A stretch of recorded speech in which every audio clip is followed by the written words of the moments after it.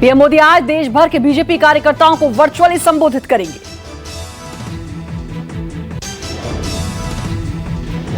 प्रधानमंत्री सुबह 11 बजे आम बजट के मुद्दे पर पार्टी कार्यकर्ताओं को करेंगे संबोधित।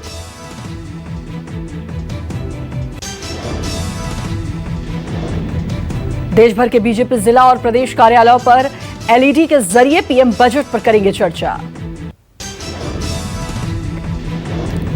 केंद्रीय वित्त मंत्री निर्मला सीतारमण ने मंगलवार को आम बजट 2022-23 पेश किया।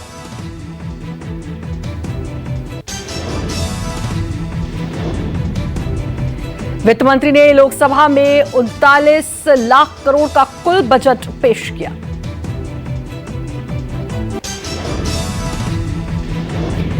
ये मोदी सरकार का 10वां और बतौर वित्त मंत्री निर्मला सीतारमण का चौथा बजट था। आम बजट में किसानों, उद्योग, शिक्षा, रक्षा, बुनियादी संरचना और बैंकिंग सेक्टर के लिए बड़े ऐलान हुए।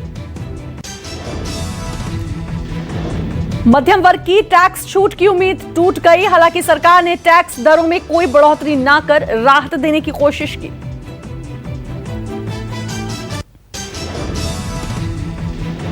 व्यक्तिगत करदाताओं के लिए बुनियादी छूट की सीमा में आखिरी बार बदलाव 2014 में हुआ था।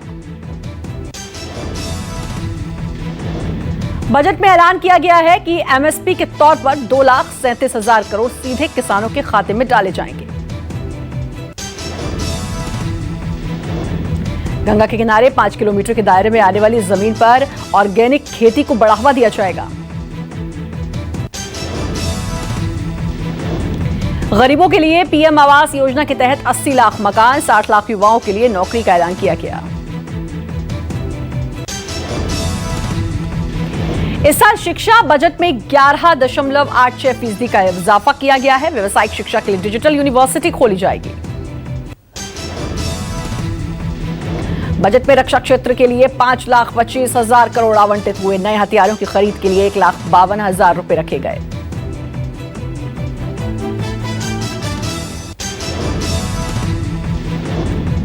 खेलो इंडिया का बजट लगभग 325 करोड़ बढ़ाकर 974 करोड़ किया गया। खिलाड़ियों के प्रोत्साहन और पुरस्कार राशि के लिए 357 करोड़ आवंटित किए गए।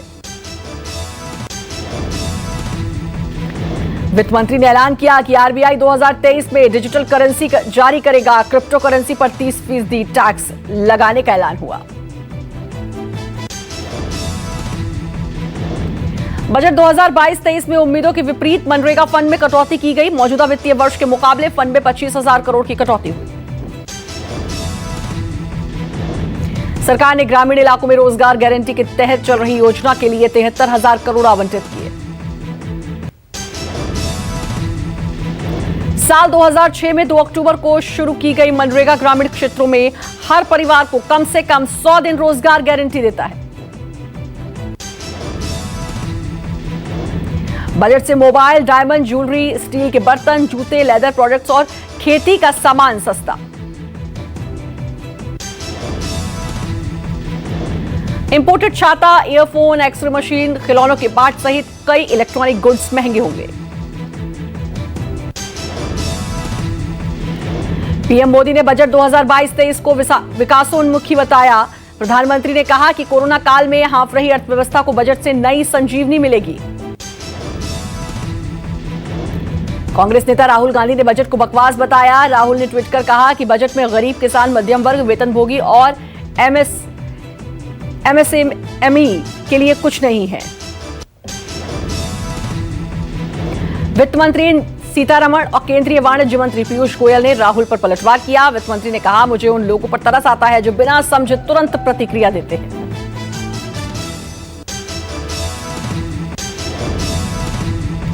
पीयूष गोयल ने भी चुटकी लेते हुए कहा कि राहुल गांधी को गणित समझने में परेशानी होती है, इसलिए उनका कैलकुलेशन 0 से शुरू होता है।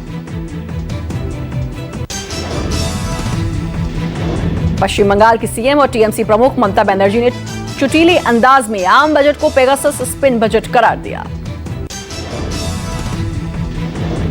राज्यसभा में नेता प्रतिपक्ष मल्लिकार्जुन खड़गे ने बजट को अमीरों का बजट बताया। आरजेडी नेता मनोज झा ने बजट सिर्फ हवाई सपनों जैसा बताया।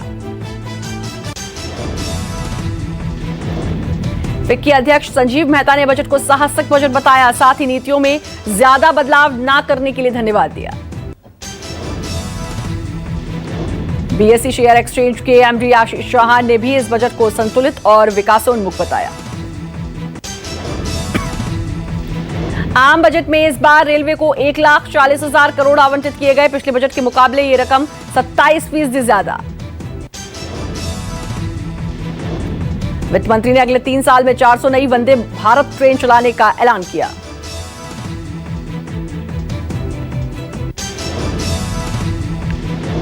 One product one station scheme के तहत हर स्टेशन को खास प्रोडक्ट्स के जरिए नई पहचान दी जाएगी। अगले 3 सालों में 100 किलोमीटर गति शक्ति कार्गो टर्मिनल विकसित किए जाएंगे। नई लाइनों के लिए 25,000 करोड़, दोहरीकरण के लिए 12,000 और पटरियों के नवीनीकरण के लिए 13,000 करोड़ आवंटित किए जाएंगे। इस महीने एलपीजी सिलेंडर पर सरकार ने बड़ी राहत दी। कमर्शियल गैस सिलेंडर की कीमतों में 91 की कटौती की गई।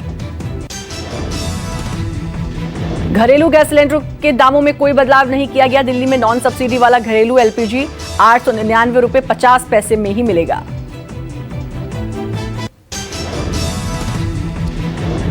यूपी में मंगलवार देर शाम बीजेपी ने 17 प्रत्याशियों की लिस्ट जारी की। लखनऊ की 9 सीटों पर भी उम्मीदवारों का ऐलान।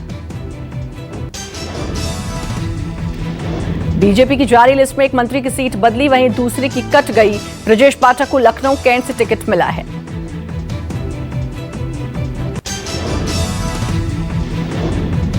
बीजेपी ने लखनऊ में ब्राह्मण, वैश्य और पासी समाज से 2-2, जबकि ठाकुर, कायस्थ और खत्री समाज से 1-1 प्रत्याशी मैदान में उतारा है। सरोजनी नगर सीट से योगी सरकार में मंत्री स्वाति सिंह का टिकट कटा। ईडी के पूर्व ज्वाइंट डायरेक्टर राजेश्वर सिंह को पार्टी ने इस सीट से प्रत्याशी बनाया। समाजवादी पार्टी ने भी मंगलवार को लखनऊ की 6 सीटों सहित 10 सीटों की लिस्ट जारी की। सपा ने राष्ट्रीय प्रवक्ता अनुराग भदौरिया को लखनऊ पूर्व से उतारा। वहीं लखनऊ कैंट से मंत्री ब्रजेश के मुकाबले राजीव गांधी मैदान में हैं। कांग्रेस नेता राहुल गांधी का आज का गोवा दौरा टल गया। राहुल अब 4 फरवरी को चुनाव प्रचार के लिए गोवा जाएंगे। राहुल गांधी आज लोकसभा में राष्ट्रपति के अभिभाषण पर विपक्ष की ओर से चर्चा की शुरुआत करेंगे। केंद्रीय गृह मंत्री अमित शाह आज अलीगढ़ और बदायूं के चुनावी दौरे पर हैं। शाह अलीगढ़ के अतरौली में जनसभा करेंगे।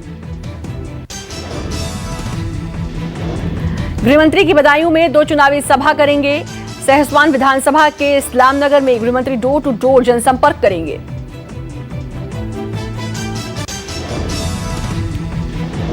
यूपी के सीएम योगी आज मथुरा और बुलंदशहर के चुनावी दौरे पर रहेंगे। मथुरा शहर, गोवर्धन और छाता में योगी जनसभा करेंगे।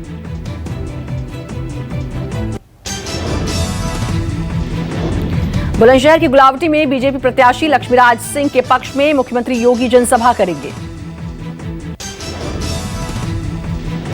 शामली और गाजियाबाद में सपा आरएलडी का साझा प्रचार अभियान। शामली के बड़ौत और गाजियाबाद के लोनी में अखिलेश जयंत जनसंपर्क करेंगे। यूपी के चुनावी रण में आज मायावती की होगी एंट्री। आगरा के कोठी बीना बाजार में बीएसपी प्रमुख अपनी पहली रैली को संबोधित करेंगी। रक्षा मंत्री राजनाथ सिंह आज पीलीभीत में चुनाव प्रचार के तहत डोर टू डोर कैंपेनिंग करेंगे। शहर के कई मोहल्ले में राजनाथ जनसंपर्क करेंगे। उत्तराखंड में कांग्रेस आज मैनिफेस्टो जारी करेगा। पार्टी महासचिव प्रियंका गांधी देहरादून में चुनावी वादों का पिटारा खोलेंगी। पंजाब के सीएम चन्नी ने मंगलवार को श्री चमकौर साहिब सीट से नॉमिनेशन भरा। सोमवार को मुख्यमंत्री ने बरनाला की भदौर सीट से पर्चा दाखिल किया। सपा अध्यक्ष अखिलेश यादव के खिलाफ कांग्रेस करहल से उम्मीदवार कांग्रेस ने नहीं उतारा। कांग्रेस ने मंगलवार को नामांकन के आखिरी दिन ऐन वक्त पर अपना प्रत्याशी हटा लिया।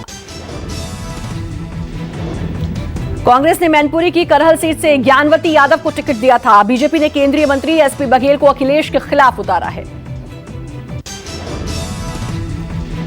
कांग्रेस ने इटावा की जसवंत नगर सीट पर भी शिवपाल यादव के खिलाफ प्रत्याशी हटाया है। सोनिया मुलायम परिवार के बीच चुनावी दोस्ती पहले से जारी है। रायबरेली में सोनिया और अमेठी में राहुल के खिलाफ सपा प्रत्याशी नहीं उतारती। कांग्रेस भी मैनपुरी में मुलायम और कन्नौज आजमगढ़ में अखिलेश यादव के खिलाफ उम्मीदवार नहीं उतारा था। यूपी में कांग्रेस ने स्टार प्रचारकों की दूसरी लिस्ट मंगलवार को जारी की। पार्टी ने आरपीएन सिंह की जगह पूर्व क्रिकेटर मोहम्मद अजरुद्दीन को शामिल किया। आरपीएन सिंह प्रचारकों की पहली लिस्ट में शामिल थे, लेकिन अब वो बीजेपी ज्वाइन कर चुके हैं। कांग्रेस प्रचारकों के 30 नेताओं की सूची में राहुल, प्रियंका, गुलाम नबी आजाद, सचिन पायलट, राजीव शुक्ला के नाम शामिल हैं।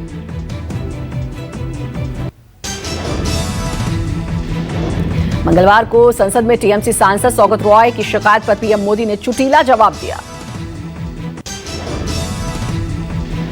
टीएमसी सांसद ने राज्यपाल जगदीप धनखड़ को हटाने की बात की। जवाब में प्रधानमंत्री ने हंसते हुए कहा कि आप कब रिटायर हो रहे हैं।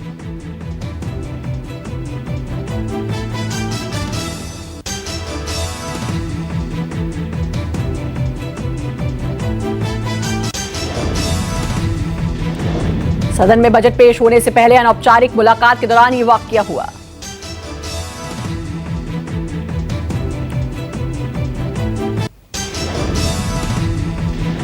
केंद्र सरकार ने महिलाओं को दी बड़ी सौगात। इंडियन एयरफोर्स में अब महिला पायलटों की नियुक्ति स्थायी तौर पर होगी। रक्षा मंत्री राजनाथ सिंह ने ट्वीट के जरिए मंगलवार को दी इसकी जानकारी। पहले महिला पायलटों की नियुक्ति प्रायोगिक तौर पर होती थी। 2018 में फ्लाइंग ऑफिसर अवनी चतुर्वेदी ने अकेले लड़ाकू विमान उड़ाकर इतिहास रचा था।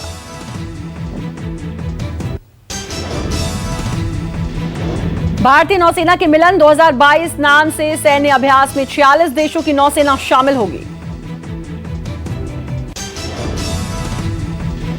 नौसेना की यह बड़ी एक्सरसाइज इसी महीने आंध्र के विशाखापट्टनम में होगी। नौसेना एक्सरसाइज के लिए अमेरिका, रूस, France, Britain, Australia, Brazil, Philippines सहित 46 देशों को न्योता भेजा है। विशाखापट्टनम में मिलन एक्सरसाइज के तहत सभी देशों के नौसैनिकों की एक भव्य सिटी परेड भी होगी। नौसेना की मिलन एक्सरसाइज का यह 11वां संस्करण है। इस साल अभ्यास का मूल मंत्र है मेल मिलाप, एकजुटता और सहयोग। देश में तीसरी लहर में कोरोना के केस लगातार कम हो रहे हैं। मंगलवार को कोविड के कुल 1,67,000 नए संक्रमित आए सामने। हालांकि मौत के आंकड़ों में लगातार बढ़ोतरी देखी जा रही है। पिछले 24 घंटे में देश में 1,192 लोगों ने कोरोना से तोड़ा दम। राजधानी दिल्ली में मंगलवार को कोरोना के 2,683 केस आए सामने। पिछले एक दिन में 27 मरीजों की हुई मौत और 4,837 पेशेंट रिकवर हुए। पश्चिम बंगाल में मंगलवार को 2014 नए संक्रमित आए सामने। राज्य में पिछले 24 घंटों में 33 लोगों की मौत। कर्नाटक में कोरोना से मौत के आंकड़े लगातार डरा रहे हैं। राज्य में पिछले एक दिन में 58 लोगों की मौत हुई, जबकि 14,000 नए केस आए। असम में मंगलवार को कोरोना के 1,486 नए मामले मिले। राज्य में 2,632 मरीजों की रिकवरी के बीच 20 मरीजों ने तोड़ा दम।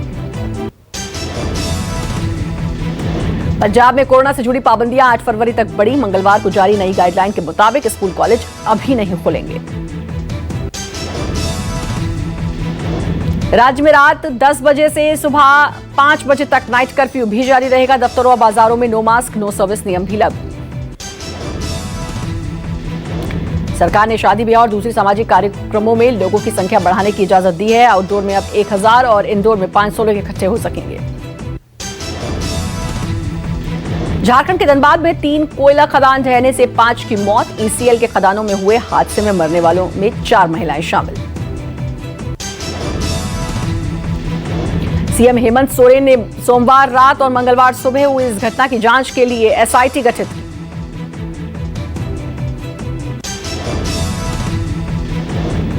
कापसरा इलाके में धंसी खदानों के मलबे में कई लोगों के फंसे होने की आशंका।